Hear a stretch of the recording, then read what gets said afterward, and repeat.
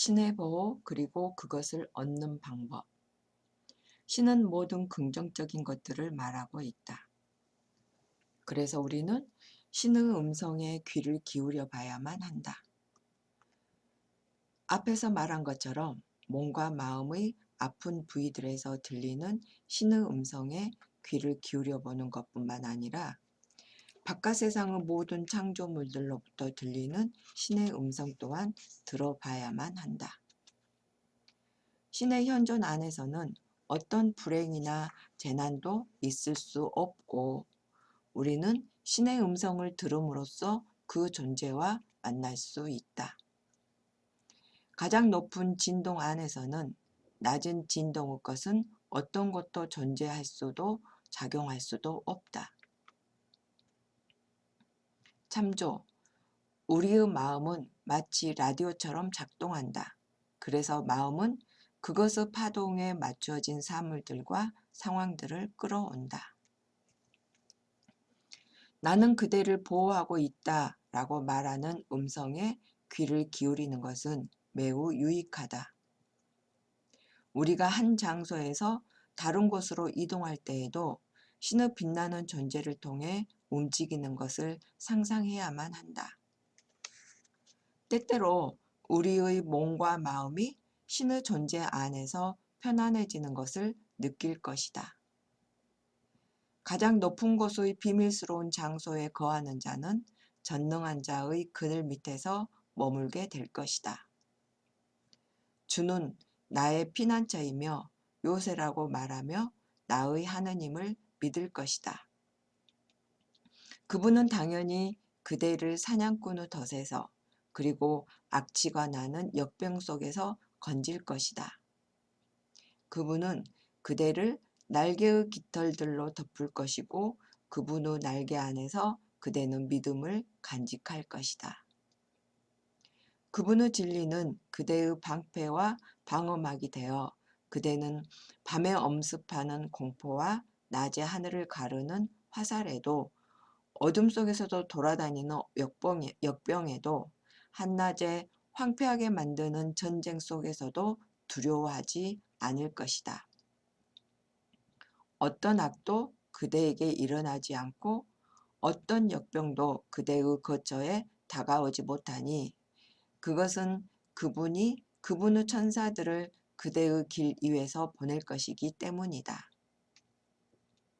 참조, 신이 우리를 보호하고 있다는 것을 믿는다면 어떤 신비스러운 방법을 통해 사고와 재난을 피하게 된다. 신이 나를 둘러싸고 있고 또 나를 둘러싼 것이 내 안의 신이란 것을 느끼는 것. 오직 이것을 통해 보호를 확신할 수 있다. 무더기가 놓인 곳을 따라. 평범한 사람들의 마음은 구체적인 것, 즉 주로 형태와 색깔이 있는 것만을 이해할 수 있다. 그러므로 우리가 형태와 색깔을 입힌 생각은 무엇이든지 우리 인간의 마음에 반응할 수 있다. 그 누구도 추상적인 단어로는 이해할 수 없다. 추상적인 것이라면 적어도 어떤 형태의 가공된 물질적 피복을 입혀야만 한다. 눈에 보이는 우주가 없다면 그것 이면에 존재하는 눈에 보이지 않는 영을 생각할 수 없는 것처럼 눈에 보이는 구체적 형태가 없다면 그 이면에 존재하는 인간의 영도 생각할 수 없다. 만물이 보이지도 않고 파괴되지도 않는 하나의 것으로 구성되어 있음을 깨닫는다면 형이상학과 형이학을 가르던 경계선은 사라진다.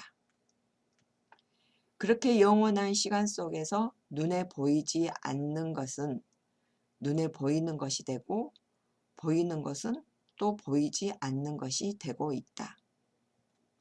인류의 생명의 무대에서 우리는 보이지 않는 것들이 눈에 보이게 된 부분들과 관계하고 있다. 우리의 생각과 이상들은 보이지 않는 것들이 보이게 된 것들과 관련되어 있다. 그래서 우리는 보이는 것과 보이지 않는 것들의 상호작용의 선을 발견한다. 더 나아가 우리의 눈에 보이지 않는 감정들은 눈에 보이는 어떤 것들과 연상작용이 없다면 아무런 의미도 갖지 못한다. 우리 내면에서 일어나는 사랑의 느낌, 감정, 애정, 행복, 즐거움, 그리고 그것들과 상반되는 것들 모두 어떤 외부적인 사물들과 관계한다. 그러므로 우리가 내면의 생각, 이상, 감정을 객관화하거나 그림으로 많이 표현할수록 보다 더 이해할 수 있다. 그렇게 우리는 우리가 기대하거나 바라는 것들을 이런 객관화 작업을 통해 구체화한다. 당신은 육체의 병을 고통스러운 것으로 인식하는가? 그렇다면 난 당신에게 마음 안에 건강의 관념을 심으라고 말한다. 만약 그것이 자라는 것을 본다면 그것은 실제 내면에서 자랄 것이다. 또한 내면에서 빛으로 가득한 신의 현존이 건강이란 관념을 마음 안에서 자라게 한다고 믿고 상상한다면 더 빠른 결과를 얻게 될 것이다. 왜냐고 물을 것이다. 개인적인 자아보다 더 거대한 무언가가 자신을 돕고 있다고 믿는다면 한 인간의 노력에 수반되는 걱정과 근심을 제거할 수 있기 때문이라고 대답할 수 있다. 그리고 또 그 믿음은 초의식이 마음을 통해 활동하도록 채널을 열 것이다. 마음 안에 긍정적인 속성을 심을 특권이 우리에게 주어졌다. 만약 영원히 활동하는 신이 그 속성을 점차 크게 만든다고 믿고 상상한다면 빠르게 커져만 갈 것이다. 형이상학의 법칙은 우리가 마음 안에서 긍정적인 속성이 커져간다는 생각을 많이 한다면 그 속성에 대한 우리의 인식 역시 더 강렬해진다는 것이다. 어떤 속성에 대한 구체적인 그림을 영상화하는 것을 통해 우리의 마음은 그것을 더 꽉 붙잡게 된다. 우리는 항상 어떤 것들을 인격화시키곤 한다. 그래서 어떤 때는 애완동물들을 의인화시켜서 말을 걸기도 한다. 심지어는 우리가 하는 말을 애완동물이 이해하기를 기대하며 그들에게 말을 건다. 그런데 정말로 동물들 대부분은 우리의 말을 이해한다. 여기에 그치지 않고 더 나아가서 추상적인 긍정적 속성마저도 과감하게 인격화시켜서 심상할 수 있다. 예수 그리스도야말로 이런 예를 직접 보여준 첫 번째 세계 교사였다. 그는 선한 속성과 상황을 선한 영이라고 불렀고 반대로 나쁜 속성과 상황을 악한 영이라고 불렀다. 우리가 마음의 평화를 원한다고 가정해보자. 그러면 그 평화를 마치 하나의 빛나는 천사처럼 생각해서 그것이 마음에 내려와서는 두려워 마세요. 나는 당신을 안정시키기 위해 왔어요. 라고 말한다고 상상한다면 그 즉시 안정을 찾게 될 것이다. 어쨌든 모든 긍정적 속성은 영원히 활동하는 신의 신성한 속성이다. 고대인들은 그것들을 신의 영이라고 불렀다. 우리는 살아가다 보면 많은 혼란한 상황을 겪게 될 것이다. 이럴 때마다 안정을 주는 것을 찾겠지만 그 어떤 것도 긍정적 속성을 인격화시킨 것만큼 효과적이지는 못할 것이다. 태양과 그 빛의 속성이 하나인 것처럼 신과 신의 속성들은 하나임을 기억해야만 한다. 실제로 이것을 적용하고자 한다면 우리의 마음을 움직이게 하기 위해서 특정한 긍정적 속성이 일정한 형태로 움직이는 것을 상상해야 한다. 과거 시대를 사는 이성적인 인간들은 이처럼 인격화된 상징들을 받아들인다면 미신과 무지라는 딱지가 붙을 거라 생각해서 꺼려할 것이다. 하지만 확실한 것 한 가지는 우리가 3차원 세상에서 활동하든 4차원 세상에서 활동하든 우리는 형태와 현상의 세계로부터 달아날 수 없다는 것이다. 이렇게 인격화시키는 이유를 제대로 이해하고 긍정적인 속성을 의인화시킨다면 정신 이상이란 딱지를 붙일 수는 없을 것이다. 만약 아프다면 대부분의 사람들은 쓸데없이 그 부정적인 상황의 원인에 대해 골몰하며 시간을 낭비한다. 그런데 우리처럼 평범한 사람들은 건강과 안정의 영이 내려와 자신을 돕고 있음을 상상한다면 이 간단한 방법으로 보다 유익한 결과들을 얻을 것이다. 물론 이성적인 사람들의 눈에는 저런 유아적인 방법을 사용하는 것이 비속한 것처럼 느껴질지도 모른다. 하지만 여기에서 우리는 진리의 현실적인 사용보다는 지적인 사색에 보다 더 흥미를 갖고 있는 이성적인 사람에게 말하는 것이 아니다. 내 개인적인 생각으로는 추상적인 사색에 빠져 있는 것보다는 우리의 인생의 여정을 함께하면서 말도 하고 위로도 하는 영을 갖는 편이 훨씬 낫다고 생각한다. 한 번은 매우 지성적이지만 수줍음을 잘 타는 한 젊은이가 연설을 하기 위해 청중들 앞에 섰다. 그는 말 그대로 오금이 떨리기 시작했다.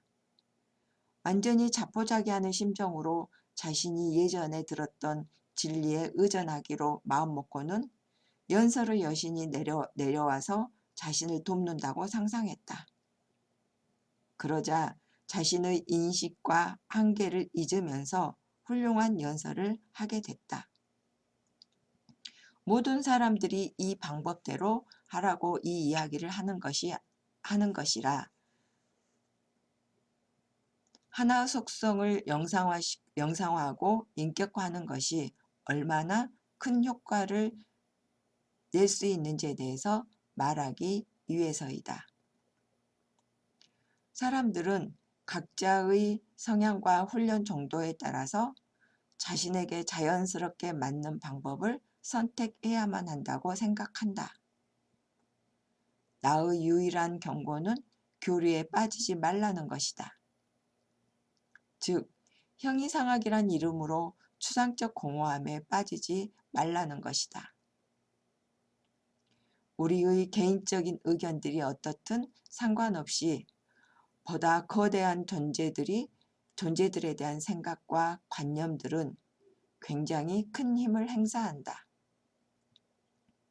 만약 몸이 마음에 영향을 주고 또 마음이 몸에 영향을 준다는 것을 믿는다면 어떤 건설적인 생각이나 관념들이 미신의 형태를 띠고 있더라도 없애려고 하지 않을 것이다. 우리가 어떤 관념을 갖든지 우리 안에서 가장 우세한 속성이 인격으로 드러나고 있다. 이런 의미에서 우리는 천사가 될 수도 있고 악마가 될 수도 있다. 참조. 우리가 변화되었다고 인식하거나 질병으로부터 벗어났다고 인식한다면 정말 그렇게 될 것이다.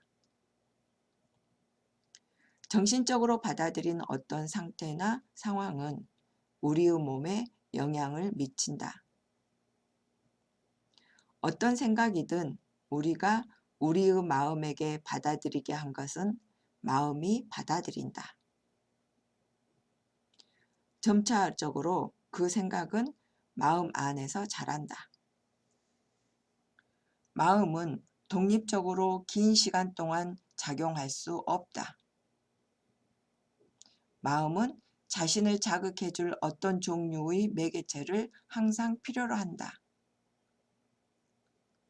그것이 약이든 신의 도움이든 신의 진료이든 기후나 해의 변화이든 간에 상관없다. 우리의 마음은 몸의 화학 실험실에 비유할 수 있다. 우리는 어떤 매개체를 통해서 마음을 자극함으로써 인류의 믿음에 의해 부과된 나이의 한계를 훨씬 넘어서 분비기관의 작용을 되살릴 수 있다. 그 매개체 중에서 영적 매개체가 가장 잠재력이 큰 힘이다. 우리는 진료의 세상 안에서 살고 있으며 모든 존재들과 모든 것들은 궁극의 근원 진료로부터 생겨났다는 것을 기억해야만 한다. 그러므로 이 근원적 진료는 가장 위대한 약이다.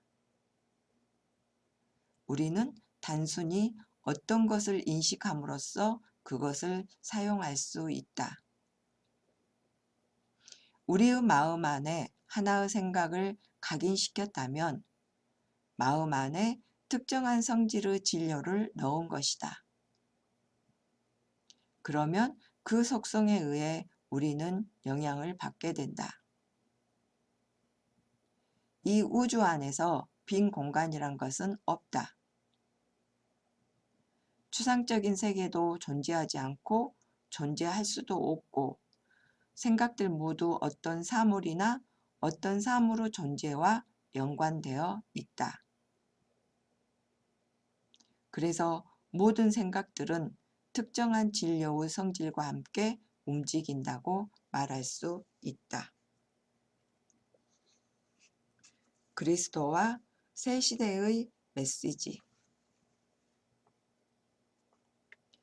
그리스도 시대가 동트기도 훨씬 전에 인도는 이 우주가 100만 개의 태양계와 수십억 개의 태양들로 이루어졌다는 것을 발견했다.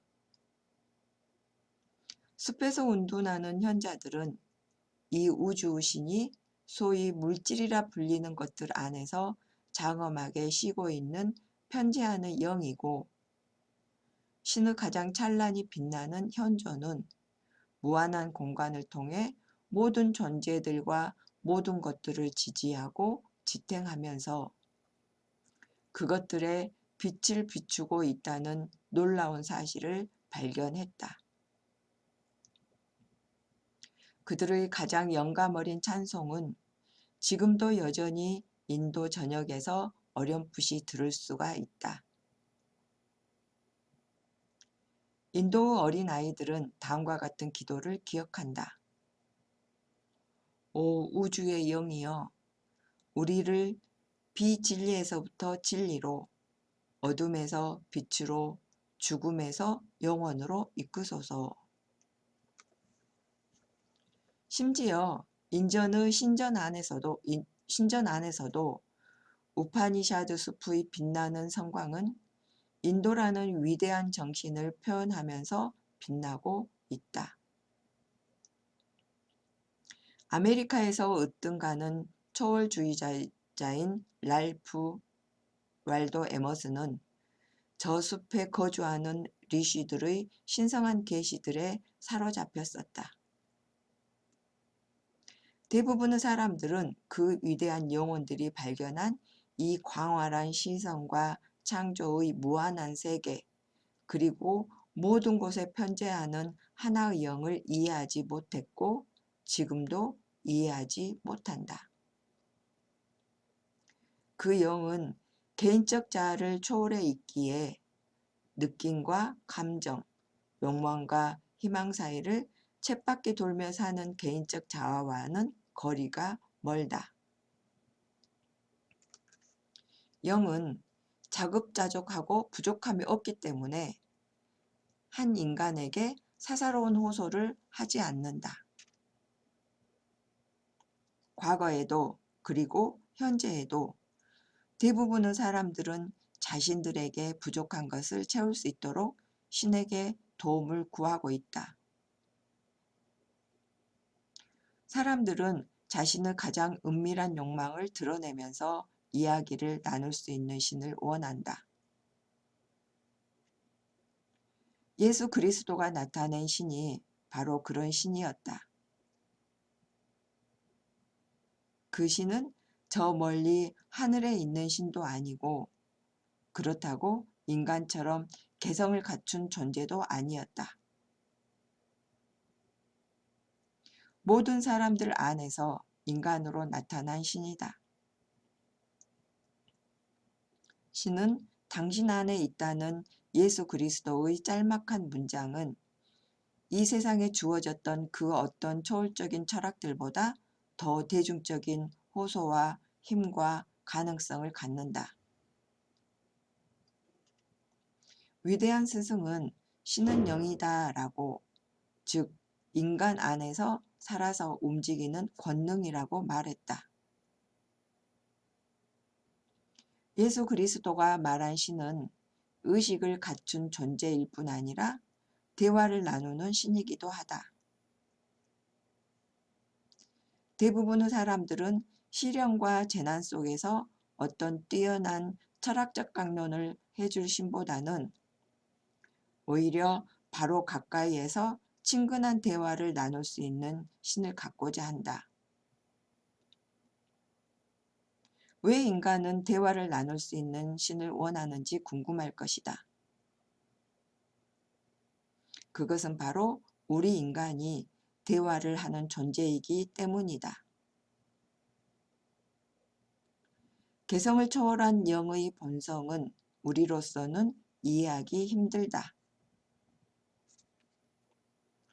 그렇기 때문에 추상적인 명상보다는 뛰어난 존재가 우리를 돕기 위해 그의 힘과 지혜를 사용한다고 생각하면서 그에게 우리의 마음을 비운다면 훨씬 더 많은 효과를 보게 될 것이다.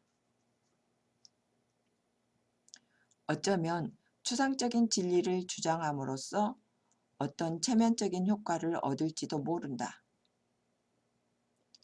하지만 그렇더라도 우리가 언제나 만날 수 있고 친구이자 카운슬러가 되어줄 수 있는 신의 모습으로는 만나지 못할 것이다.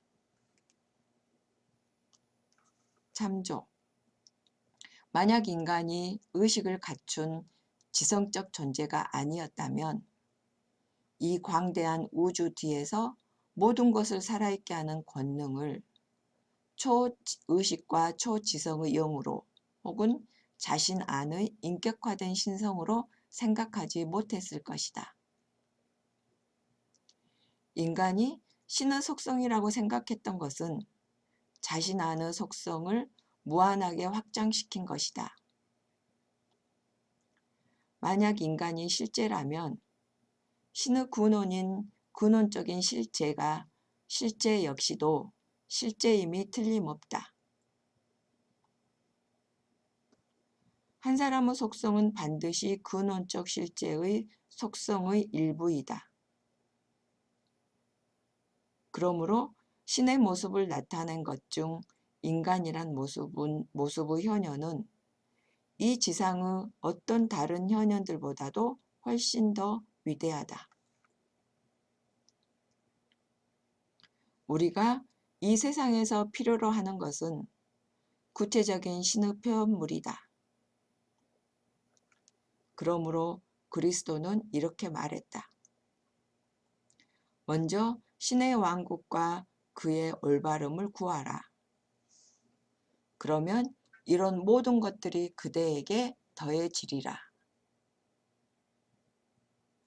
여기서 모든 것이란 우리가 지금 쓰고 있고 또 미래에 쓰기 바라는 것들 모두를 말한다.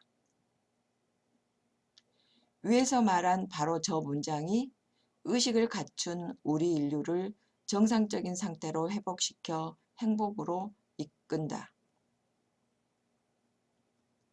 그리스도 가르침에 따르자면 우리 인간의 목적은 스스로 그 목적을 드러내고 있으며 그 목적은 무에 대한 인식이 아니라 모든 것의 일체성에 대한 인식이다. 모든 것을 감싸고 있는 이 생명을 부정하고 신의 선물 모두를 부정하는 부정의 철학을 받아들였다면 우리가 무언가를 현현하라고 했을 때는 심각한 모순을 느끼게 된다. 산상수훈에서 예수 그리스도는 이렇게 말했다. 구하라. 그러면 구하는 자는 찾게 될 것이요. 두드리는 자에게는 문이 열릴 것이다. 자식이 빵을 달라는데 돌을 주는 자가 어디 있겠는가? 아무리 약한 자라도 자식들에게는 좋은 선물들을 주더라. 그런데 하늘나라에 계신 너희 아버지께서는 그분에게 구하는 자들에게 얼마나 많은 것들을 주겠는가? 그러므로 다른 이가 그대에게 하기 원하는 것은 무엇이든지 그대가 그들에게 하라. 왜냐하면 이것이 법칙이고 예언이기 때문이다. 인간은 그의 부정적인 상황들이 모두 자신이 만든 것임을 이성적으로 인식할지도 모른다.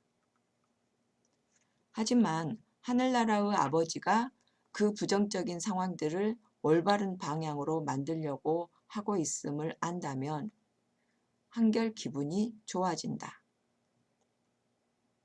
그리고 자신의 악한 행실에 대해 하늘에 계신 아버지로부터 비난받을지도 모르지만 버림받지는 않을 것이라고 느끼게 된다.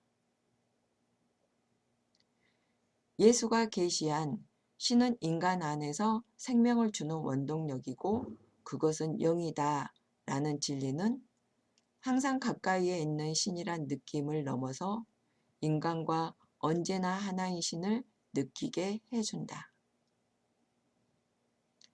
위대한 스승의 말씀에 비추어 본다면 우리는 그 누구보다 신을 사랑해야만 한다.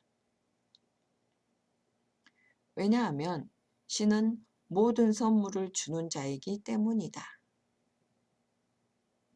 그런데 만약 우리가 신보다 신이 준 선물을 더 사랑하게 된다면 선물이 공급되는 원천의 문은 닫히게 된다. 그리고 어떤 것을 누리는 것으로 인하여 그것을 보내준 권능을 그것보다 작은 존재처럼 생각한다면 무엇으로 그 선물들을 누릴 수 있겠는가? 그러나 소금이 그 맛을 잃어버린다면 무엇으로 그것을 짜게 만들이요? 다음은 그리스도가 내린 명령 중 가장 큰 가치를 지닌 것이다. 우리는 이것을 기억해야만 한다. 그대는 그대의 가슴을 다하여, 그대의 영혼을 다하여, 그대의 마음을 다하여, 그대의 온 힘을 다하여 그대의 주 하느님을 사랑해야만 하더라. 우리는 이 명령으로 생명들을 다시 살릴 수 있지만 이 명령을 잊고 있는 오늘날의 위대한 사람들은 너무나 빠르게 자신의 영혼을 잃어버리고 있다. 그래서 그들이 이룩했던 희망과 포부의 세상은 차츰 사라져간다. 그러나 그대가 세상 전부를 얻는다 해도 그대의 영혼을 잃는다면 무슨 소용이 있겠는가? 인간이 자기 중심적이 되고 이기적이 되는 순간 다른 이들을 잊게 된다. 정신적 어둠은 점점 그를 덮어서 시야는 좁아지고 좁아진다. 진정한 삶을 살고자 한다면 반드시 자신의 정신적 영역을 넓혀야만 할 것이다. 그 시야를 더 넓힐수록 삶도 더 풍성해진다. 많은 것을 볼 수 있는 만큼 더 많은 것을 누리게 된다. 오직 자신만을 생각하는 자기 중심적인 사람은 다른 이들을 생각할 수 없다. 그리스도로부터 배워야 하는 또 다른 것은 우리의 운명이기도 한 신의 운명론이다. 이것은 어떤 부정적인 상황에서도 좋든 싫든 그냥 결과를 받아들이는 운명론을 말하는 것은 아니다. 신의 운명론이 무엇인지 간단하게 설명해 보겠다. 신의 신성한 운명론이란 신은 선하기, 즉 유익하기 때문에 우리는 결국 유익한 것들 모두를 향해 긍정적으로 내려놓을 수 있다는 것을 말한다.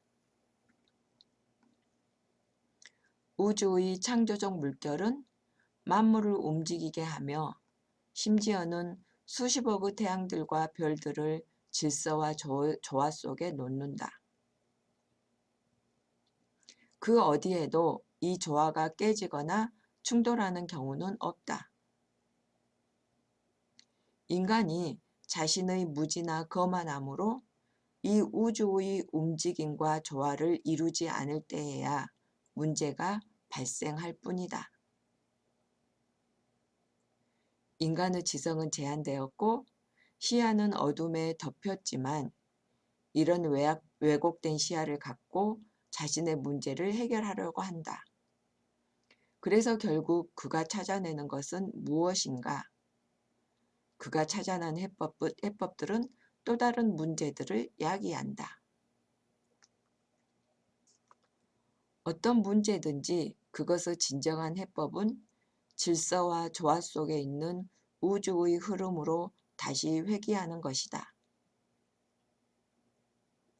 모든 다른 창조물들처럼 자신도 질서와 조화의 흐름 위에 있는 것을 마음으로 봄으로써 인간은 자신의 정신적 경직성을 깨고 그 우주의 물결로 문제들을 해결한다. 대부분의 문제들은 자동적으로 풀리고 그중 어떤 것들은 신의 인도와 영감을 통해 해결된다. 하지만 마음이 한 방향으로 나아가지 못하고 잘못된 생각에 어느 정도 사로잡혔다면 해결하고자 하는 문제가 개인적인 문제이든 아니면 국가적인 문제이든 헛된 노력만을 하게 될 것이다. 감염된 곳의 표피만을 치료하는 것은 진정한 치유가 아니기 때문에 조만간 그 감염된 곳은 다른 부위에서 나타나게 된다. 그리스도는 말했다. 공중의 저 새들을 보라. 저들은 씨를 뿌리지도 수확을 하지도 또 곳간에 먹이들을 채우지도 않지만 그대 하늘나라의 아버지가 먹이거든. 그대들은 그것들보다 못하겠느냐? 예수 그리스도는 그대가 그것들보다 못하겠느냐라고 강조했다. 저 하늘의 새들로부터 믿음과 신뢰의 교훈을 얻을 수 없는가? 단지 마음을 우주 흐름에 맡겨라. 걱정을 놓아버려라. 이 광대한 우주를 움직이게 하는 신의 섭리가 그대를 이끌 것이다. 그리스도가 나타낸 신에 대한 계시는 두 가지 명확한 목표를 갖고 있다. 하나는 다양한 신에 대한 개념 때문에 생겨난 종교적인 마찰과 분쟁을 제거하는 것이고 다른 하나는 엄격함과 고행이라는 종교적 수행을 간단한 기도와 신에 대한 영적 조율로 바꾸는 것이다.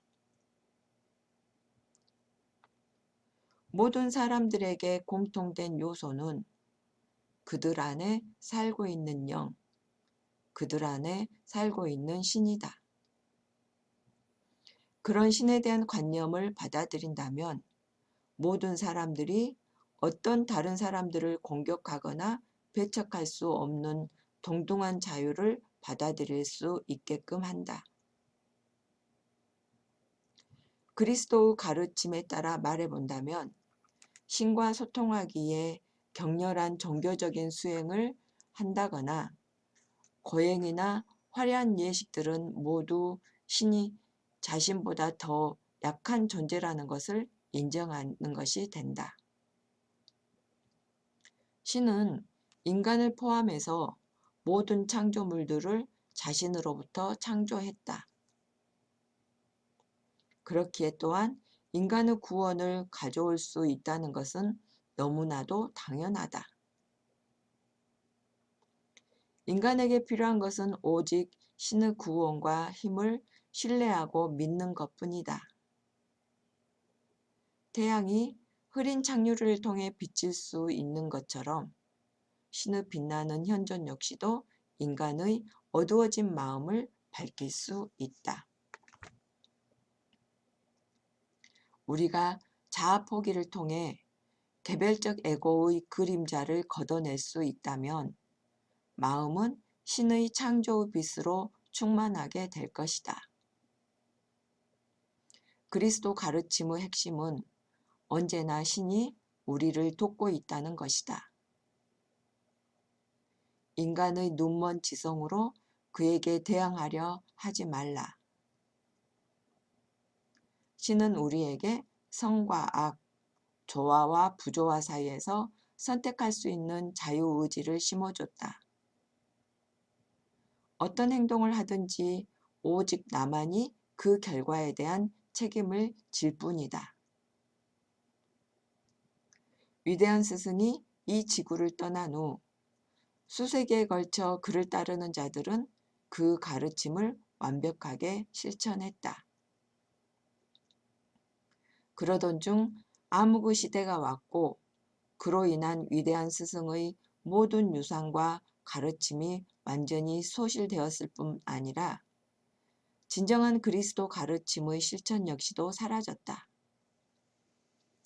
다시 새벽을 가리키는 동이 트기 시작했을 때 진정한 그리스도의 세상은 새 생명을 지니고 다시 꿈틀거리기 시작했다. 그런데 이 새 아침은 새로운 요소와 함께 등장했다. 그것은 다름 아닌 실증주의 과학이라고 알려진 것이다. 과학이 무르익었을 때 학식을 갖춘 사람들 중에 많은 개종자가 생겼다. 이런 개종자들은 교훈적이고 종교적인 가르침을 분석하고 이성적으로 생각하기 시작했다. 만약 어떤 이야기들이 자신들의 이성과 부합하지 않는다면 미신이라 여기면서 다시는 볼 가치가 없다고 생각했다. 그들은 예수가 말한 우리 안에 거주하는 신이란 단지 하나의 미신이자 허상의 산물이라고 생각했다.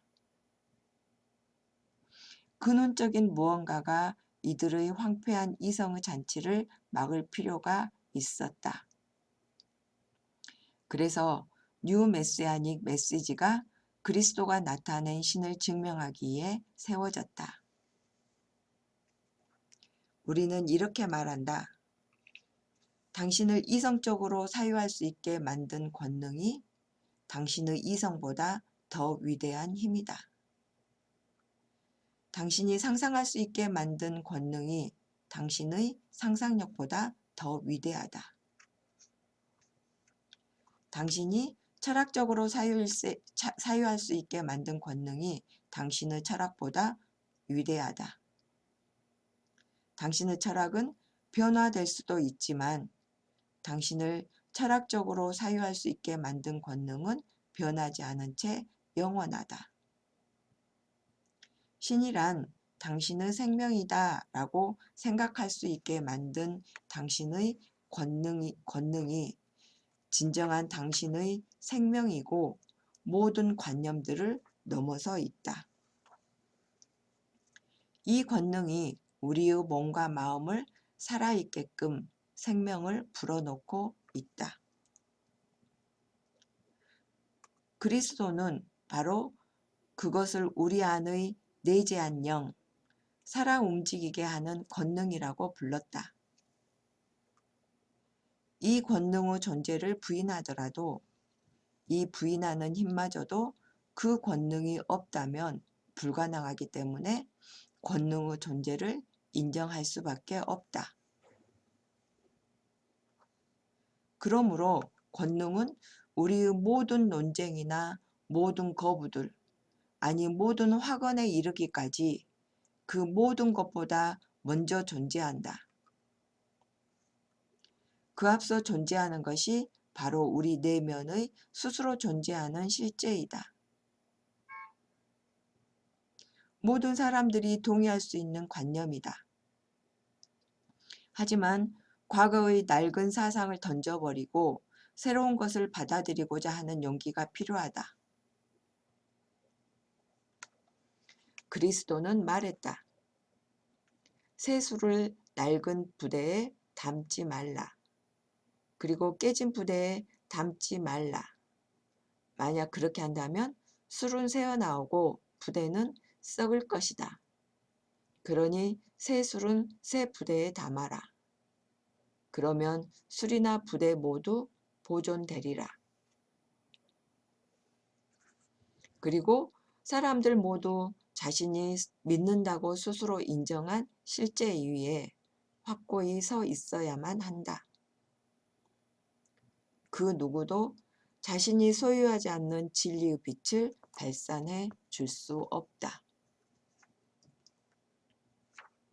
참조. 모든 종교는 진리에 기초한 일정한 사상들로부터 생겨났다. 하지만 각각의 사람들은 각기 다양한 정신적, 영적 성숙 단계에 있고 이런 다양한 발전 단계 때문에 각기 다른 의미로 진리를 받아들인다. 우리 뉴 메시아닉 메시지는 다양한 종교 사상들 이면의 근원적 실제를 나타내기 위해 창설됐다. 그 근원적 실제란 모든 종교적인 사상을 만든 권능이기도 하다. 이 진리를 받아들인다면 우리의 마음은 열려서 모든 종교를 관대하게 대할 수 있을지도 모른다. 하지만 결코 그것만으로 모든 사람들과의 일체성과 그들에 대한 자애에 대한 영적인 이해를 갖지는 못한다. 우리는 모든 종교 근간에 깔린 거부할 수 없고 통합된 실제를 이해하고 삶에서 적용할 때에야 그 진정한 영적인 의미를 이해할 수 있다. 어떤 가정에 기초한 단순한 관대함으로는 충분하지 않다. 단순한 지적인 관념을 넘어선 만물과의 더 깊은 일체성과 유대관계에 대한 이해가 필요하다. 이런 깨달음은 우리의 뿌리 깊은 자만심과 선입견이란 잡초를 베어내기 위해서 매우 중요하다. 그러므로 어떤 단체를 창설하기 위해 단체를 만들지 말고 전체를 아우르는 근원적 실제를 널리 알리기 위해 만들라. 우리가 이 책에 기록한 것들은 발전하는 것이지 최종적인 것은 아니다. 후세의 진리의 학생들은 우리가 지금까지 깨닫고 증명하고 밝힌 우주의 신비를 넘어선 것들을 깨닫고 증명하고 밝히게 될 것이다. 그렇기에 지금 현재의 정신적 영역을 넘어서 우리의 비전을 영원히 더 넓히려 하라. 하지만 자신의 신념을 바꾸지 않으려는 사람들을 변화시키려고 하지 말라. 더 깊게 통찰해 본다면 진정한 신념의 변화는 자신 내부로부터 주어지는 것이다. 마음의 평화를 간직하고 준비된 자들을 불러라.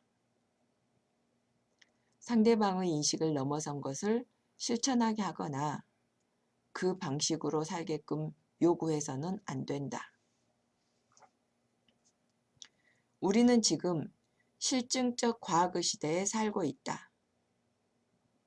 그래서 사람들이 신을 믿게끔 하기 위해서 그리스도의 형이상학적인 메시지를 실험적인 기초 위에 넣는 것이 적당하다. 자신이 느끼고 경험하는 것만큼 믿음을 심어줄 수 있는 것은 없다. 다음은 직접 실험해 볼 것들이다. 직접 실험해 본다면 마음에서 받아들인 것이 차츰 현실이 된다는 것을 밝혀줄 것이다. 우리가 처음 실험해 볼 것이다. 만약 나이라든지 병 때문에 정신적 활력이 낮다면 신의 빛나는 현존이 마음을 밝히고 있는 것을 상상하라. 그런 후에 빛나는 현존이 반복해서 다음과 같이 말하게 하라. 나는 그대에게 생명을 불어넣는 권능이다. 내가 없다면 어떤 활동도 하지 못한다. 내 창조 에너지를 흡수하여 활기를 얻어라. 그 후에 마음이 대답하게 하라. 당신의 창조 에너지의 빛을 흡수하여 활기를 얻게 되었습니다. 어떤 느낌을 받았다면 마음을 쉬게 하라. 대부분의 사람들은 마음의 활력을 잃었다면 희망과 열망까지도 잃게 된다는 것을 기억하라. 또 기억해야 할 것은 편재하는 신의 빛나는 현존 안에서는 모든 살아있는 것들의 생명이 영원하다는 것이다. 우리가 빛나는 창조의 에너지를 흡수한다면 살아있는 진료를 흡수하는 것이다. 참조, 도움이 되는 암시. 태양처럼 신의 권능의 빛은 우리의 몸과 마음을 내리쬐고 있다. 마음을 활짝 열어 그 빛을 흡수하라. 신의 빛이 우리를 관통해 흐르면서 몸과 마음을 씻기는 것을 상상한다면 그것은 영적인 샤워를 하는 것이다. 실험해 볼 두 번째 것이다. 질병에 대한 생각을 지우기 힘들다면 신의 현존으로 마음을 밝히고 난 후 원하는 모습이 된 것을 상상하라. 즉, 원하는 모습을 하고 있는 나를 창조해서 그 모습을 보라. 이것이 얼마나 큰 효과를 가져오는지 곧 알게 될 것이다.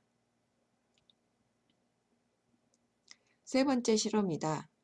자신에 대해 너무 많은 신경을 쓰면서 좌절과 자기 연민을 경험했다면 우선 신의 존재로 마음을 밝힌 후 원하는 일을 하는 것을 상세하게 상상하라.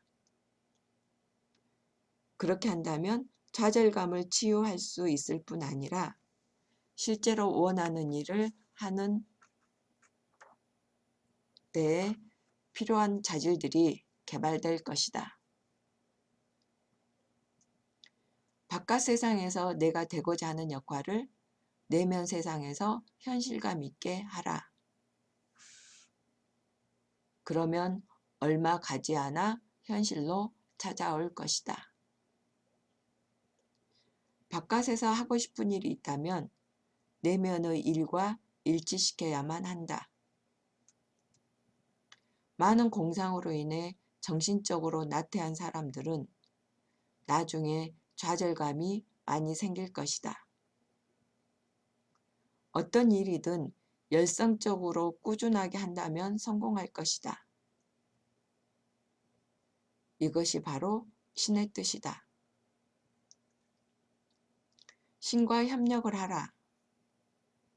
그리고 운명 지어진 것들을 담대하게 하라. 그러면 반드시 성공할 것이다. 다음 네 번째 실험이다. 만약 말을 잘하지 못한다면 우선 우리 안에 내재한 신은 우리가 유창하게 말하기를 원한다는 것을 알라. 홀로 고요한 곳에 앉으라. 눈을 감고 신의 빛나는 현존 안에서 상상 속의 인물과 유창하게 대화를 하라. 눈을 감은 채 며칠간 이것을 실천한 후에 이번에는 상상 속의 친구와 유창하게 소리를 내어 대화해보라. 감각신경이 빠르게 돌아가면서 막힘없이 표현할 수 있다는 것을 깨닫고 놀랄 것이다. 믿음을 얻는 순간 어떤 것도 막을 수 없다. 이 실험은 지금까지 많은 사람들이 성공했다. 한 가지 더 제안을 하자면 비밀스럽게 하는 상상 속의 행동을 다른 이들과 논의하지 말라. 이것은 심리적인 이유 때문이다. 다섯 번째 실험이다. 젊은 자신의 모습을 설정하라. 하지만 어느 정도 자신이 그 나이를 납득할 정도여야 한다. 그리고 그 정신적인 영상을 간직한 채 마음속에서 그것에 맞춰 행동하라. 우리 안에 거하는 신성한 자아가 우리에게 이렇게 말하게 하라. 나는 그대가 그 젊음을 나타내도록 돕고 있다.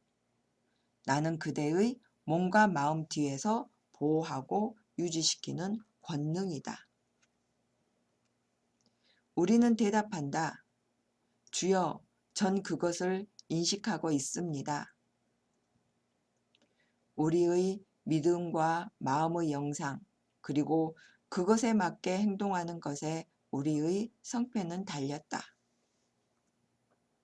그러므로 우리가 이성적으로 믿을 수 있는 나이를 그리기를 바란다.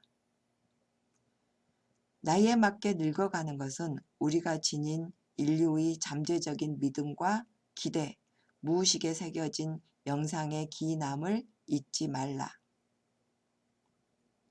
요약해보자면 몸의 원자 구조는 굉장히 유동적이어서 우리의 상상, 믿음, 인식에 맞춰서 형태와 조건을 취한다.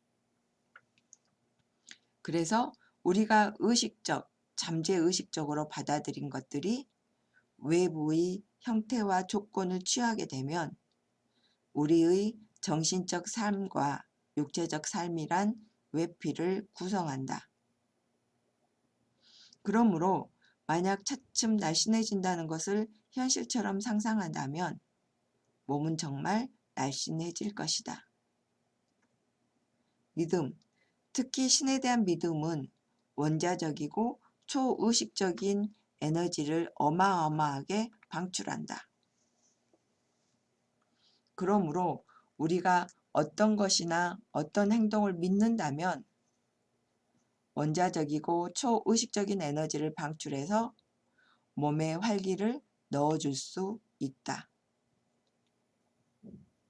그리고 잠재의식의 장애들을 제거한다면 받아들일 수 있는 수용력도 커지게 될 것이다.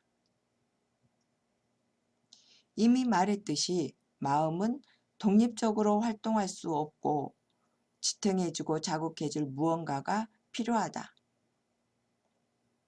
어떤 것이 불가능하다고 믿는다면 그 믿음은 항상 우리를 제한한다. 그런 한계에 대한 믿음은 더 상위의 매개체가 없다면 쉽게 제거할 수 없다. 우리 인간은 상상의 산물일 뿐 아니라 믿음의 산물이기도 하다. 그래서 우리가 어떤 상황에 처해 있든 관계없이 상상하고 믿는 것처럼 성취할 수 있다. 6번째 실험이다. 우리가 먹고 있는 음식은 굉장히 높은 진동의 진료로 이루어졌다는 것을 알라. 우리가 그것을 소화시켜서 자연스럽게 원자 에너지를 발산시킬 때 우리의 육체를 유지시킬 수 있다. 그런데 우리는 상상력, 이미지, 믿음을 이용한다면 음식의 원자적인 에너지의 방출을 촉진시킬 수 있다. 현실에서 이것을 적용하고자 한다면 음식을 소화시킨 후에 이완하라. 그리고 소화기관 배후에서 움직이게 하는 권능인 신이 음식을 작게 부수어 원자 에너지로 만들고는 몸 곳곳으로 배분하고 몸은 그 에너지를 흡수하는 것을 상상하라. 몸의 형체와 구조를 유지하기 위해서는 음식과 물이 필요하다. 하지만 그것이 전부는 아니고 막힘없이 흐르는 우주 에너지도 필요하다. 따라서 몸이 온전하게 그 기능을 다 하기를 원한다면 신의 빛나는 현존으로부터 신의 창조 에너지를 흡수해야만 한다.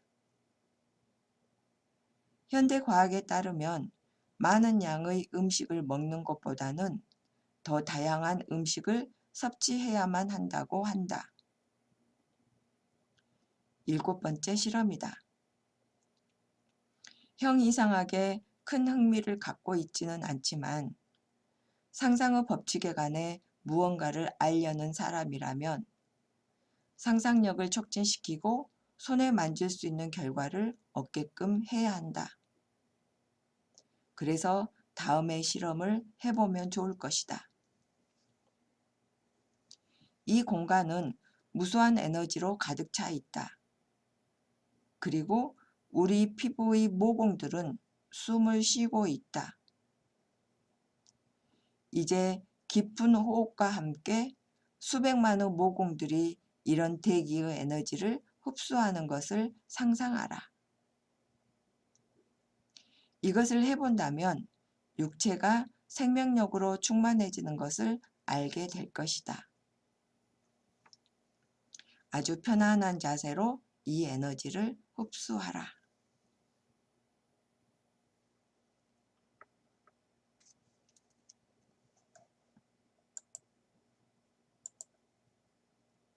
참조. 이것은 기억해줬으면 한다. 우리가 그리스도에 대해 어떻게 생각하든 관계없이 어떤 신화적인 인물도 산상수훈처럼 장엄한 설교를 전한 적은 없었다. 읽고 또 읽어서 그것을 능가하는 강의가 있는지 살펴보아라. 다음은 가장 유익한 사상이다. 우리의 생명은 두 가지 모습이 있다.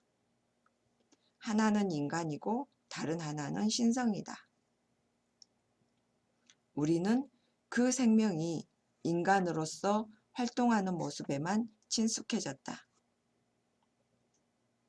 하지만 모든 영광과 해결책, 새로운 아이디어의 사상들이 나오는 생명의 신성한 국면을 인식하는 것을 배워야만 할 것이다.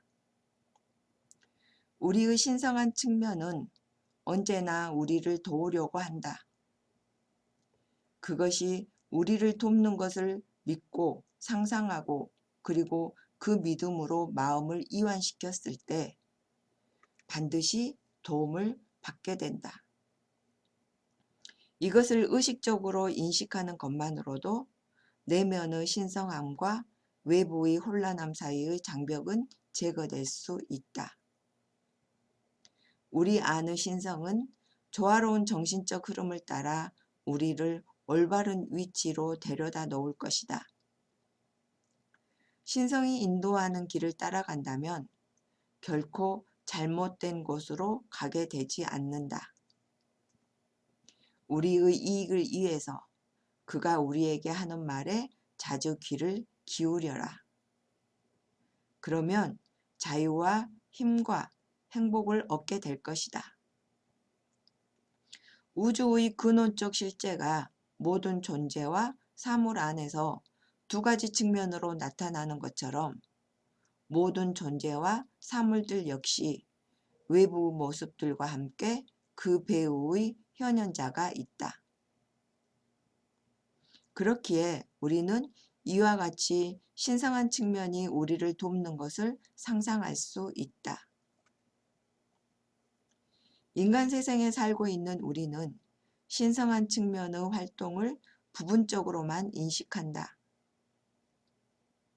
이런 명상은 인류에게 유용하기 때문에 적어도 이것만은 주의 깊게 살펴볼 만하다. 일상생활을 하면서 진리를 실천할 수 있는 가장 간단한 방법이 있다. 일하거나 놀거나 휴식을 취할 때 우리에게는 두 명의 자아가 있는데 이 둘은 분리되지 않고 함께 있다고 생각하라. 하나는 인간이고 다른 하나는 신성이다. 하나가 음식을 먹고 자고 즐기고 때로는 고통을 받고 그리고 어딘가를 가거나 무언가를 얻기 위해서 고군분투할 때 다른 하나는 영원히 자유롭고 영원히 활동하고 영원히 깨어있고 영원히 보고 있고 영원히 우리 안에서 인류를 돕고 있다. 일에 열중하고 있을 때라도 우리의 영적인 파트너는 항상 함께 일하고 있다. 어떤 잘못된 결정을 할 때면 영적 파트너는 우리에게 불편한 감정이란 형태로 경고를 준다. 우리는 우리보다 더 강하면서 우리와 또 분리되지 않는 파트너이자 보호자인 신성과 언제라도 대화를 나눌 수 있다. 신성이 유익한 일을 할 것을 요구하라. 그러면 신성은 우리를 위해 그 일을 할 것이다. 세상은 투쟁과 애씀으로 덮였지만 우리 내면의 신과의 우애와 일체감은 우리에게 최상의 안정과 용기를 주고 인생의 풀기 힘든 난제들을 해결해 줄 것이다. 참조. 우리가 신의 인도 아래에서 일을 하거나 아니면 신이 직접 우리를 위해서 일을 하거나 둘은 모두 동일한 힘과 결과를 갖는다. 중요한 것은 신을 모든 존재의 사물 배후의 유일한 권능으로 인식하는 것이다. 그리스도는 말했다. 아버지가 지금까지 일하시니 나도 일하노라. 우리는 초의식의 신이 자의식을 가진 존재로 표현된 것이다. 신은 그의 내재하는 잠재성에 맞춰서 우리를 나타냈다.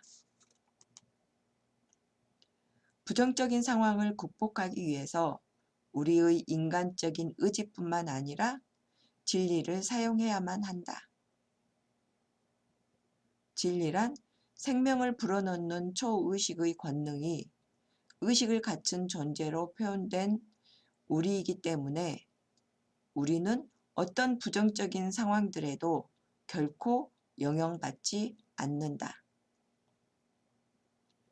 결코 영향받지 않는다는 것과 우리 초의식의 권능은 영원히 우리를 돕고 있다는 사실이다.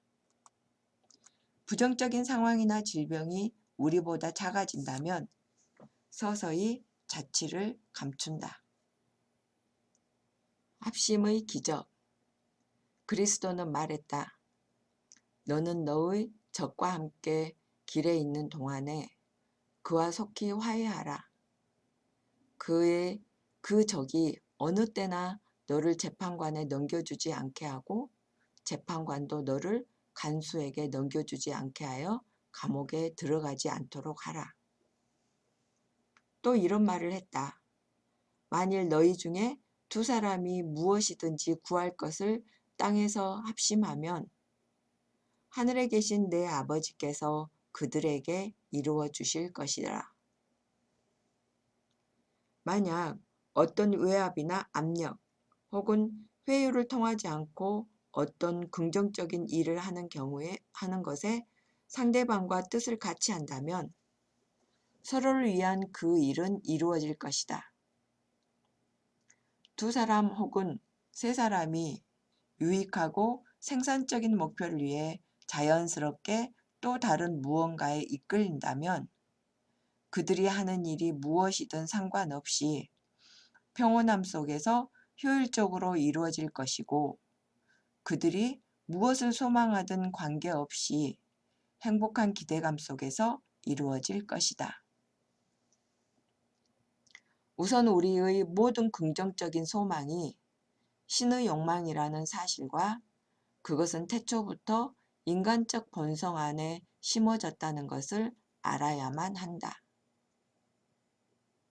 그리고 그 욕망을 이루는 데에 필요한 영원한 준비물들은 창조주의 내재하는 창조의 계획 안에 언제나 주어졌다는 것을 알아야만 한다. 당신의 신성한 욕망들은 다른 이의 신성한 욕망들을 결코 침해해서는 안 된다. 하지만 만약 당신의 욕망이 다른 이의 욕망과 일치한다면 둘 모두 합의하에 성취를 누린다. 그 성취를 기리기 위해 주에게 이렇게 말한다. 저의 욕망들은 당신의 욕망입니다. 그리고 그것을 성취하는 것은 당신의 영원한 계획과 일치합니다. 우리, 즉 신과 나는 함께 인간이면서 신성입니다. 제가 당신의 존재 안에서 누리는 것은 무엇이든 당신의 기쁨입니다. 순수한 마음으로 합심하여 건강과 기쁨과 행복을 증진시키기에 하는 일은 무엇이든 신성한 것이다. 존재하지도 않는 것은 누릴 수도 없기 때문에 우리가 무언가를 누리기 위해서는 우선 하나의 대상이 필요하다. 하지만 그걸로는 족하지 않다. 뜻이 달라 맞지 않는다면 그것을 누릴 수 없다. 종종 어떤 음식이 나와는 맞는다는 이야기를 할 때가 있는데 이것은 무슨 뜻인가? 잠재적으로 그 음식을 잘 받아들인다는 뜻이다. 어떤 음식을 좋아하긴 하지만 나와 맞지 않는 것들이 있는데 그렇다면 그 음식들을 나와 맞게 만드는 방법은 없을까? 이럴 때 직접적으로 위를 향해 잠재의식을 명령을 내리지 말고 다음과 같은 방법을 사용한다면 이것과 같은 결과를 얻을 수 있다. 좋아하는 음식을 우선 인격화 시켜본다면 대화를 나눌 수 있는 기초가 마련된다. 그 다음에 서로를 좋아한다고 대화를 나눈다. 그 후에 당신과 인격화시킨 음식이 서로 잘 맞는 것을 상상한다. 이런 방법을 처음 접해보는 학생들은 이런 방법을 매우 혼란스러운 넌센스로 받아들일지도 모른다. 하지만 그런 행위를 하는 이유를 알게 된다면 그들 역시 복잡한 인간의 구조를 잘 다루기 위해서는 다른 접근 방식이 필요하다는 것에 동의하게 된다. 어떤 사물을 인격화시키고 그것과 대화를 나눈다면 마음을 자극할 수 있다. 그렇게 마음이 자극된다면 마음의 영상을 강렬하게 만들 뿐 아니라 몸에서는 일정한 화학적 반응이 일어난다. 예를 들어 악한 생각과 이기적인 생각으로 마음을 자극했다면 몸 안에서는 독소가 분비된다. 유사하게 행복한 생각과 신성한 생각으로 마음을 자극한다면 우리 안에서 일정한 진료를 만들어내면서 건강하게 만든다. 그래서 우리의 일상적인 행동, 생각과 다양한 표현들 안에서 만약 이런 합의의 법칙을 실천한다면 놀라운 결과를 얻을 뿐 아니라 기쁨과 행복을 얻을 것이다. 정상적으로 어떤 욕구가 들고 어떤 것이 그걸 충족시킬 수 있다면 그것을 사용하라. 하지만 자신의 욕구와는 모순된다면 사용하지 말라. 다시 말해 정신적인 끌림이 없는 것은 사용하지 말라. 어떤 사람들은 자신과 조화를 이루지 못해서 본성이 받아들이지 않는데도 억지로 어떤 것을 받아들이려고 한다. 그러면 심각한 거부 반응이 일어나고 괴로워한다. 음식 같은 경우라도 당신이 다른 사람에게 그런 강요를 한다면 독이 될 것이고 그 반대도 마찬가지다. 인류는 육체적, 정신적 진화를 하고 있다. 만약에 다른 사람들에게 당신이 좋아하는 것을 강요한다면 그들의 정상적인 진화를 방해해서 그들의 마음을 불안정하게 만들게 된다. 자신의 본성과 어긋나지 않는다면 풍성함과 번영을 누리게 된다. 상대방이 무엇을 먹어야 하는지, 무엇을 마셔야 하는지에 대해서 당신의 뜻을 관철할 권리가 당신에게는 없다. 그리스도는 이렇게 말했다. 그래서 무엇을 먹어야 하는지, 무엇을 마셔야 하는지, 무엇을 입어야 하는지 어떤 생각도 말도 하지 말라. 너의 하늘의 아버지께서 내게 필요한 모든 것들을 알고 계시기 때문이라.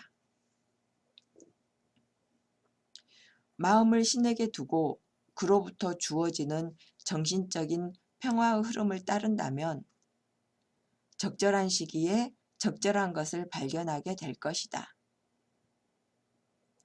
그로써 본성을 잘못 사용하는 일은 없어질 것이다. 인위적으로 자신이나 타인을 제한하고 구속한다면 정신착란이나 정신병을 일으킨다. 병원에 가보면 환경에 적응하지 못해서 정신착란을 일으킨 많은 사람들을 볼 수 있다. 정신적 억압으로 자신이 남들보다 더 위대하고 남들보다 더 신성하다는 태도를 가진 사람이 있는데 이것은 정신병에 임박했다는 신호이다. 영성이란 이름으로 다른 사람들에게 본인들의 뜻과 모순되는 것을 강요하는 사람은 위험한 사이코패스이다. 하지만 그 사람에게 당신은 종교적인 사이코패스이고 병을 앓고 있다고 설득할 수는 없다. 그리고 안타까운 것은 나약하고 미신적이고 무지한 마음을 지닌 다수 사람들은 자신들의 광신적인 열정과 균형이 깨진 마음 상태를 위대한 영적인 힘으로 착각한다는 점이다. 상대방의 마음이 내키지도 않는데 기도를 하라고 강요하는 것처럼 어떤 사람이 배고프지 않는데도 강요하는 건 역시 비정상적인 일이다. 영적인 이유로 누군가에게 어떤 행위를 강요한다면 그 사람을 불균형한 상태로 만들 뿐 아니라 오히려 반발 심리를 일으켜 존경의 마음마저 사라지게 한다. 그래서 모든 방법을 동원해서라도 정상적이고 분별 있는 생각들과 이상들을 마음에 새겨서 정상적인 상태로 돌아와야만 한다. 계속해서 하나의 지론에만 몰두하면서 다른 것들은 쳐다보지도 않는다며 편집광 증세를 보이게 된다. 이런 편집증 환자는 내가 굳이 말할 필요도 없이 균형이 깨진 사람인 것은 확실하다. 당신이 어떤 방법을 통해 자신을 훈련시키고자 한다면 그건 당신 자신의 일일 뿐이다. 그러니 다른 사람들에게 강요하지 마라. 당신의 영적 취향을 강요하지 않는다고 해서 인간의 본성과 100% 조화를 이루었다고 말할 수 없을지 모른다. 하지만 적어도 위험한 광신도가 아니란 것만은 확실해진다. 대개의 사람들은 자신들이 믿기 원하는 것만을 믿고 산다. 그 믿음에 어떤 이성적인 기반은 존재하지 않는다. 그 믿음을 잘 살펴봤을 때 그것들 안에는 천성적인 충동과 유년기의 기억, 좌절, 그리고 많은 억압된 감정들로 이루어졌음을 발견하고는 깜짝 놀랄 것이다. 그런데도 우리는 이런 부조화로 형성된 믿음을 상대방에게 관철시키려고 한다.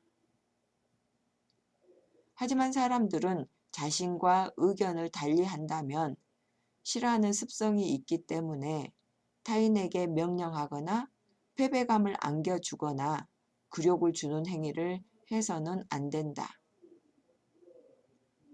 우리가 어떤 종류의 기반 위에 서 있든 혹은 영성이란 이름으로 어떤 행동을 하고 있든 우리는 우리 자신, 그러니까 부풀려진 에고를 가진 평범한 사람일 뿐이다. 이 우주는 우리의 속박된 에고에 비한다면 너무나 크다. 우주와 우리 인간을 비유해 본다면 우리는 지금 미생물이라고 생각하는 것만큼의 크기일 것이다. 그러니 우리가 감히 하느님의 역할을 하려고 남들을 강요하면서 인간의 정상적인 본성의 진화를 방해하려 하지 말라. 영성이란 이름으로 동료들을 노예로 만들려고 하지 말고 단지 그들이 일어설 수 있게끔 도와라. 서로에 대한 애정과 합의를 통해 교제할 때 마음과 몸은 서로에게 유익한 물질을 내뿜기 때문에 우리는 활기를 얻는다. 신은 자신의 뜻을 따르도록 우리에게 의지력을 주었다. 그렇기에 우리에게 계속 쏟아지는 생생한 신의 치유의 빛을 받아들여 흡수하도록 온 마음을 다하여 신과 그 뜻을 일치시켜라. 이 우주의 영약은 어떤 질병보다 훨씬 강하다는 것을 깨달아라. 그러면 우리의 질병은 사라질 것이다. 육체가 정상적으로 활동하도록 우리의 몸과 뜻을 일치시키고 마음이 활발하고 생기있게 되도록 우리의 마음과 뜻을 일치시키고 평화와 풍요가 머물도록 신의 평화, 신의 풍요와 뜻을 일치시켜라. 그러면 행복과 자유를 누리게 될 것이다.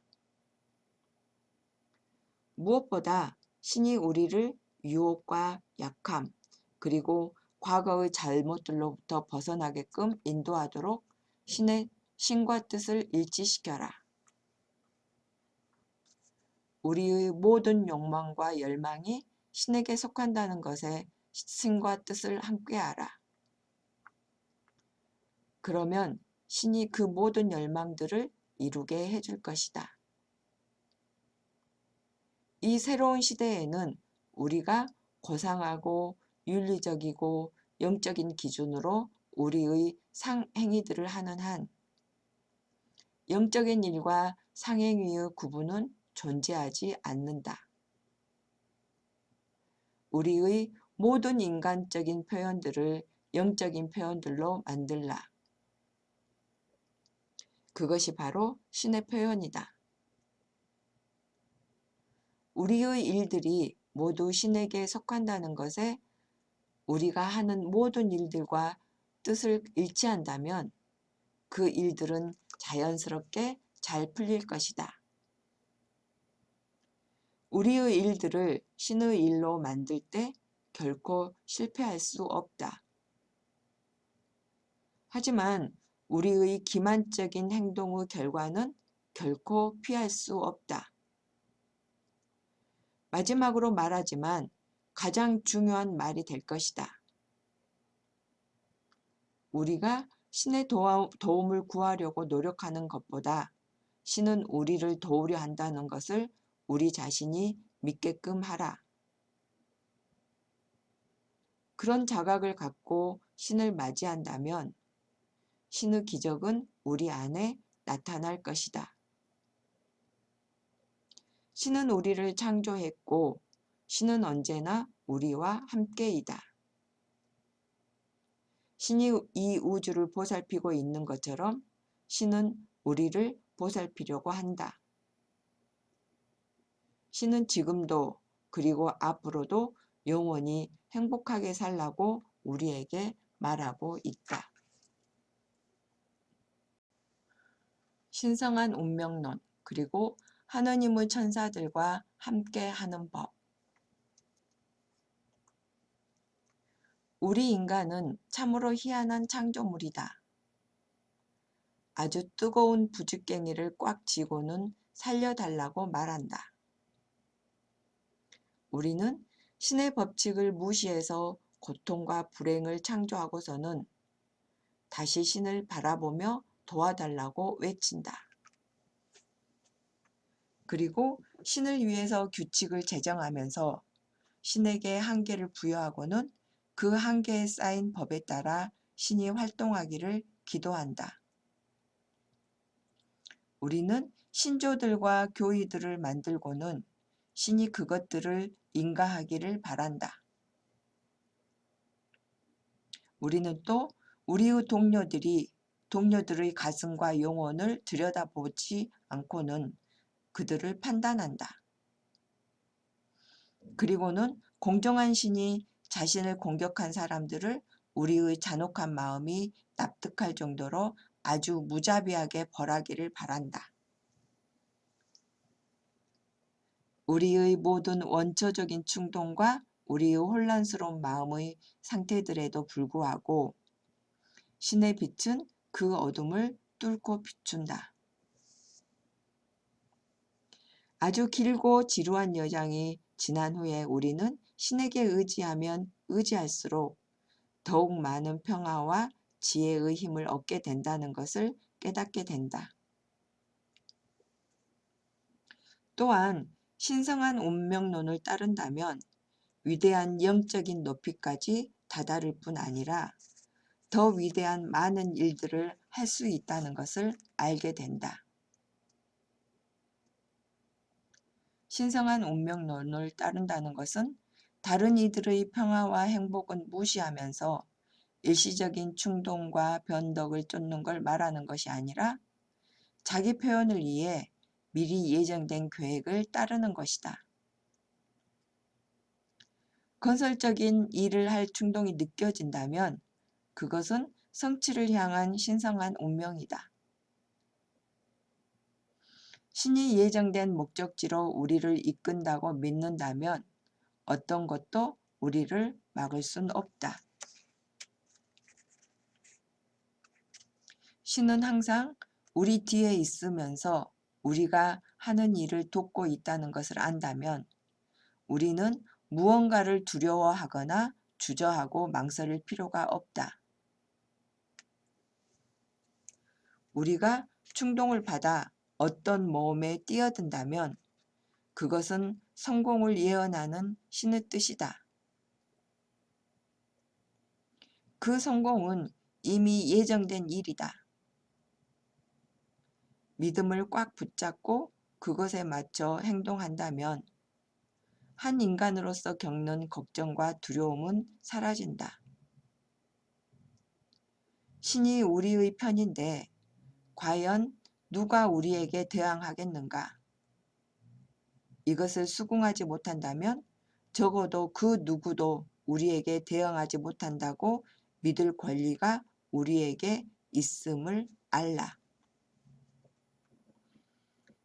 누군가가 우리에게 의도적으로 대응하려 한다는 것을 알아차렸다면 우리는 신을 통해서 조화와 평화의 메시지를 그에게 전해 주어야만 한다. 신은 조화, 평화, 질서를 전하는 가장 위대한 메신저이다. 나는 신에게 말한다. 주여, 제 마음은 인간이란 나약함과 한계로 가득합니다. 그렇기에 어떤 사람들은 제 말을 오해할 수도 있을 것입니다. 하지만 당신의 말은 절대 오해하지 못할 것입니다. 그러니 제 말을 오해하고 있는 사람들에게 선의, 성공, 행복이라는 이 메시지를 부디 제 대신 전해 주십시오. 나는 그런 후에 신이 그 메시지를 전달하는 것을 생생하게 상상한다. 이 상상 후에 나의 평화가 나에게 돌아오게 한다. 대부분 상대방은 그 메시지를 전해받고 나에 대한 오해를 푼다. 그리고 신성한 운명은 내게 이렇게 말한다. 그 메시지가 잘 전달되는지 계속 지켜보는 시간 낭비를 하지 말라. 그래서 나는 뒤를 돌아보지 않고 내면에 거하는 나의 하느님 아버지의 도움을 받아 내게 주어진 또 다른 일을 하기 위해 계속 나아간다. 어떤 위대한 일을 하고 싶은 충동을 느끼는가? 그렇다면 적극적으로 해보라. 자신에게 비밀을 단단히 잠그고 신의 권능이 자신을 이끌고 있는 것을 느껴라. 어떤 악조건 속에 있을 때라도 고요하게 앉아서 신에게 자신을 이끌어 달라고 기도하라. 선입견과 개인적인 의견만 꽉 붙들고 있지 않다면 신이 당신을 그곳에서 건져줄 것이다. 마음의 평화를 깨는 것은 무엇이든 올바른 일이 될 수 없다. 걱정과 근심으로 가득한 길은 올바른 길이 아니다. 이 간단한 규칙을 따르라. 그러면 올바른 것과 올바른 길을 찾는 데에 어려움이 없을 것이다. 신의 명령을 받아들이는 것보다 더 어려운 일은 개인의 변덕과 취향을 포기하는 것이다. 하지만 초의식의 아버지에게 자신을 포기한다면 이런 어려움도 극복할 수 있다. 앞을 가로막고 있는 장애물을 치우지 않는다면 건널 수 없다. 하지만 걱정하지 말라. 당신이 갖고 있는 모든 어려움들은 당신 안에 거하는 신에게 그 일을 맡긴다면 사라져 버릴 것이다. 하루는 젊은 청년이 내게 물었다. 전 나가서 이 메시지를 널리 퍼뜨리고 싶은 충동을 받았습니다. 제가 이렇게 한다면 올바른 일일까요? 난 대답했다. 누가 당신을 막을 수 있겠습니까? 왜 그런 질문을 저에게 하시나요? 만약 신을 찾았다면 당신이 가야 하는지 가지 말아야 하는지 그 누구에게 물을 필요가 없습니다. 하기로 예정된 일들은 당신이 하게 될 것입니다. 신은 당신을 향해 문을 열 것입니다. 그러면 당신은 단순히 신의 천사들과 함께 그 문을 들어가면 됩니다. 젊은 청년은 말했다. 이제 알겠습니다. 언젠가는 선생님께도 제 소식이 전해질 수 있기를 바랍니다. 그의 좋은 소식을 들을 거라 확신한다. 난 그의 반짝이는 눈의 성광과 영혼의 불을 보았다. 그렇기에 그 무엇도 그를 막을 수는 없을 것이다. 난 가르치고 설교하고 치유하기를 원하는 사람들을 자주 만나곤 한다. 하지만 그들은 스스로를 믿지 못한다. 그들은 누군가 나타나서 자신들에게 영감을 주거나 끌어주고 밀어주기를 원한다. 난 그들에게 말한다. 만일 주고자 하는 메시지나 나타내고자 하는 깨달음이 없다면 그런 일을 할 권한이 당신에게 없다. 단지 지식적인 암과 사람들로부터 존경을 받고자 하는 큰 욕망만으로는 그 일을 계속해 나가지 못할 것이다. 잘못된 방법으로 성공하려 애씀으로써 당신은 스스로를 지치게 만들 것이다. 자신을 내려놓고 신과 당신의 신성한 운명을 완벽히 믿는 법을 배웠을 때에야 준비가 된 것이다. 만약 신과 교감할 수 있다면 지금 상황이 어떤 공경에 빠져 있더라도 걱정하지 않는다. 고요히 앉아서 신에게 요청한다. 주여, 다음은 무엇입니까? 이곳에서 어떤 길을 택해야 합니까? 평화로운 마음을 가진 이에게는 올바른 대답이 주어진다. 올바른 대답은 항상 평화와 영의 기쁨과 함께 찾아온다. 두 종류의 사람이 있다. 하나는 자신의 노력으로 결과들을 이루어내기를 원하는 사람이고, 다른 하나는 이미 자신을 위해 준비된 명확하고 확고한 결과들을 얻어내길 원하는 사람이 있다. 신성한 운명을 따르는 자는 이미 자신을 위해 준비된 결과들을 향해 일을 하면서 신에게 자신을 이끌어 달라고 기도한다.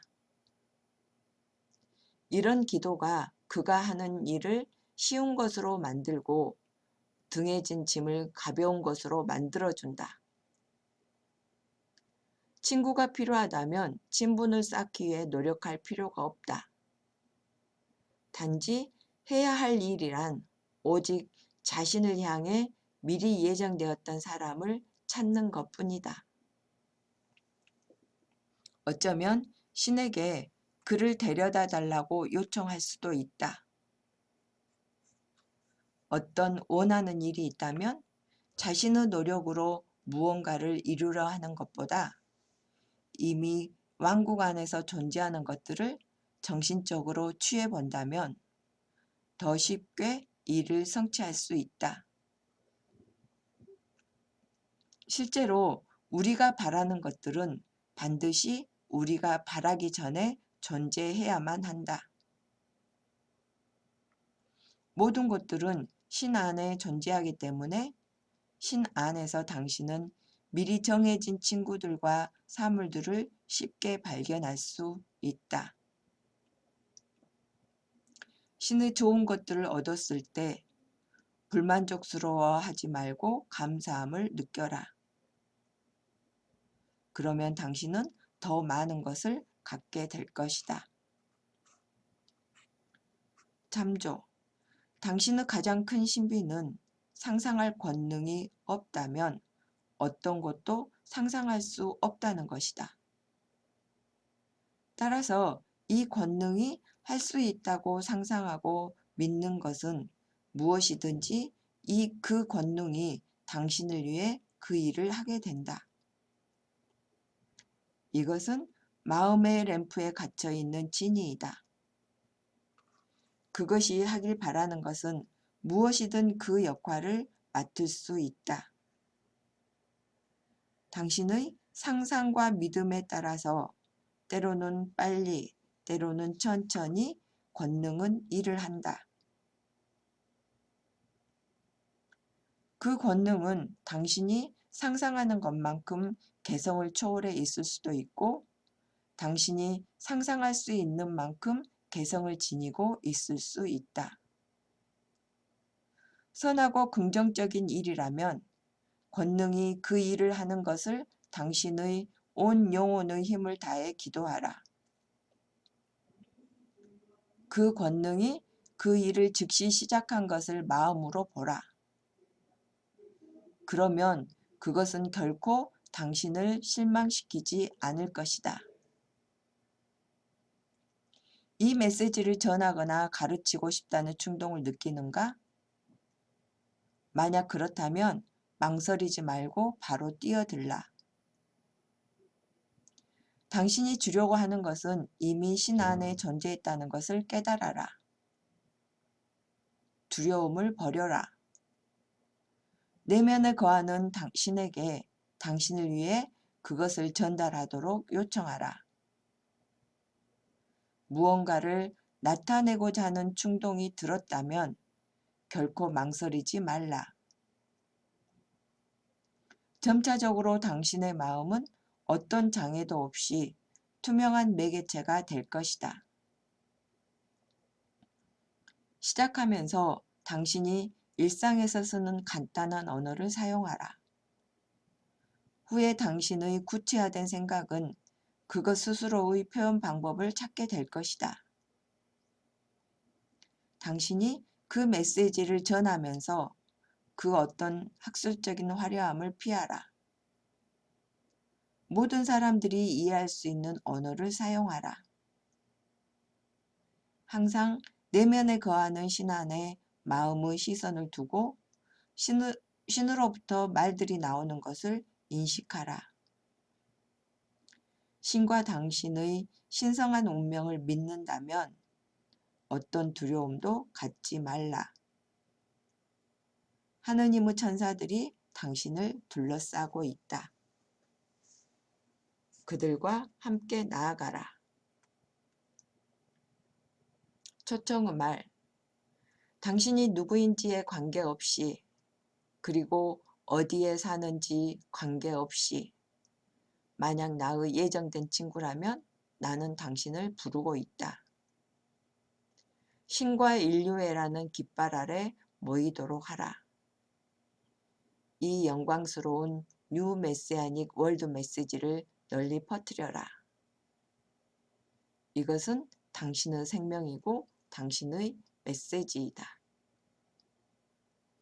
신이 당신을 축복한다.